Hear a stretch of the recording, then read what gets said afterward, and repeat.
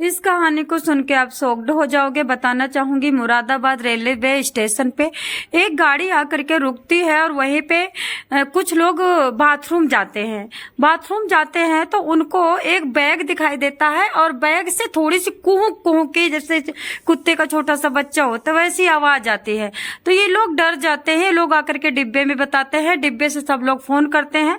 मुरादाबाद के थाने के जो वहां पे जीपीआर रहती है, जो पुलिस थाने की रहती है, तो वो वहां पे जाकर के देखती है। उनको डर रहता है कि अगर बैग है कोई टंगा हुआ है तो बैग में कोई बम वगैरह हो सकता है।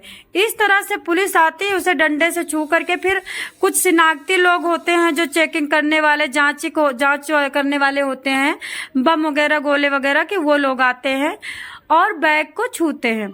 बैग को खोलते हैं तो सबकी आंखें फटी की फटी रह जाती हैं, सब रोने लगते हैं, सबके आंसू बहने लगते हैं और कुछ औरतें वहां पे हाय दैया हाय मैया करने लगती हैं।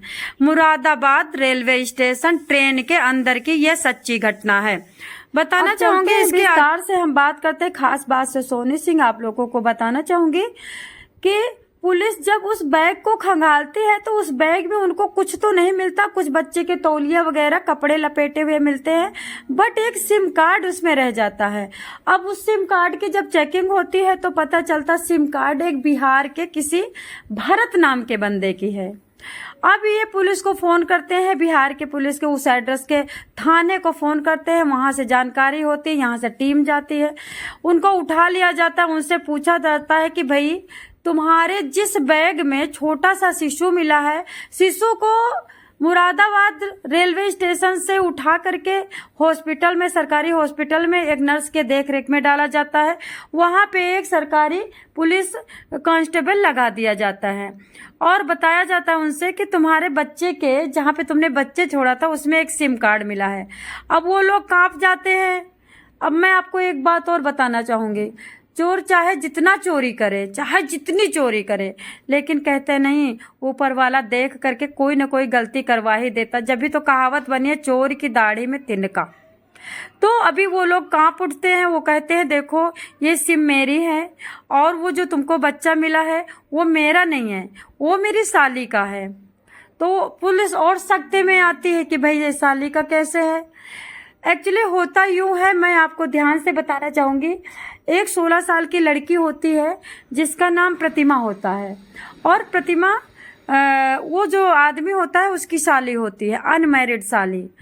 अब वो आगे बताता है कि देखो हम लोग बनारस के रेलवे स्टेशन पे थे, हम लोग दिल्ली में जा रहे थे तो वहीं पे हमारी साली को बहुत तेज से पेट दर्द करने लगा। हम बाथरूम में लेके गए, बाथरूम में लेके जाते ही इनको बच्चा पैदा हो गया और हम लोग बड़ा डर गए थे। हम लोग सोचे क्या करें और हम लोग उस बच्चे को बैग में डाल करके बाथरूम की कुंडी में लटका के भाग आए थे। अब पुलिस को मतलब मान के चलो कि मतलब आंसू भी आ रहे थे, कुछ बोला भी नहीं जा रहा था। फिर उन्होंने डंडा खटकाया, बोला कि वो आदमी के घर में बच्चा होता है तो बाथरूम में कौन डालता है, पूरी कहानी सच सच बताओ, घुमाओ मत।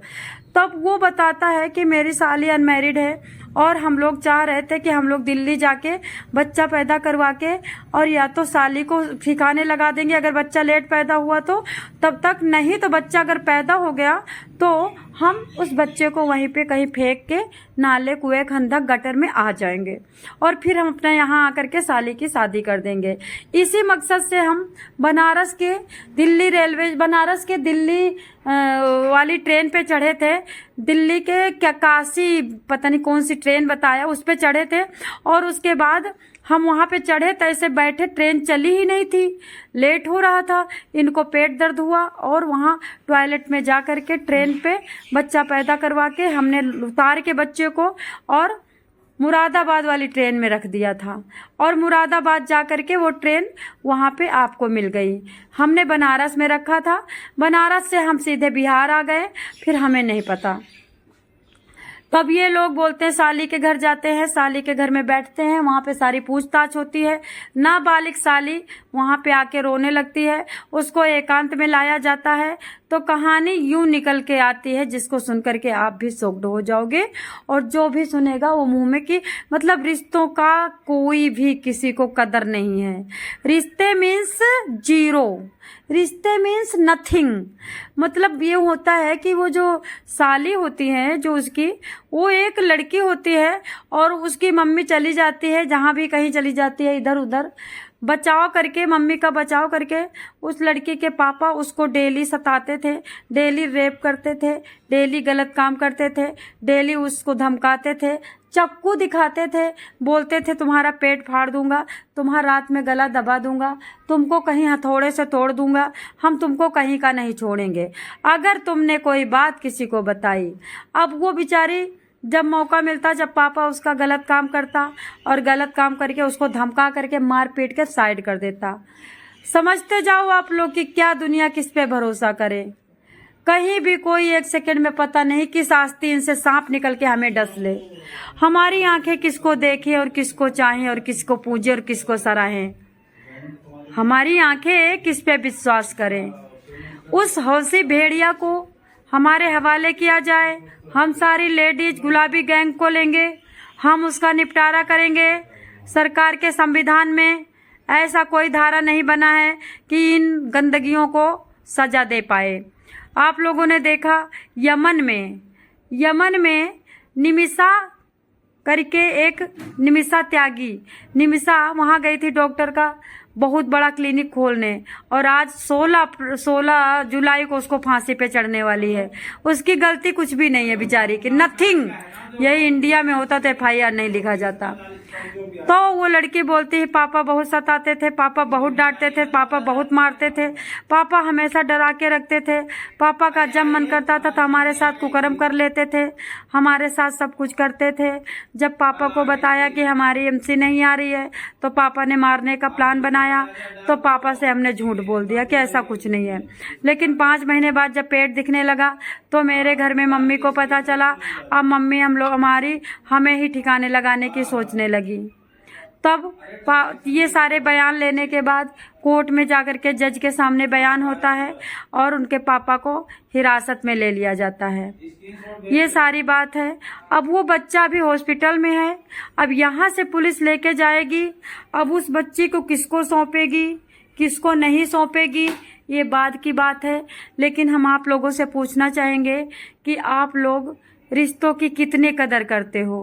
रिश्ते को कहते हैं कि भगवान मान करके पूजा जाता है। रिश्तों के बारे में कहते हैं कि रिश्तों से बढ़कर के कुछ नहीं है।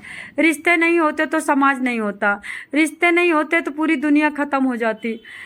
एक बेटी बाप पे भरोसा करके, माँ पे भरोसा करके आंख बंद करके चैन से सोती है। आप क्या कहोगे इस कहानी के बारे में? इस कहानी सच्ची घटना के बारे में आपका क्या कमेंट आना चाहिए बताइए। चलिए हम रखते हैं। आप लोग सतर्क रहें, सजग रहें, अपने कर्तव्यों को समझें, अपने अधिकारों को समझें और अपना मेल जोल से जीवन काटें। धन्यवाद।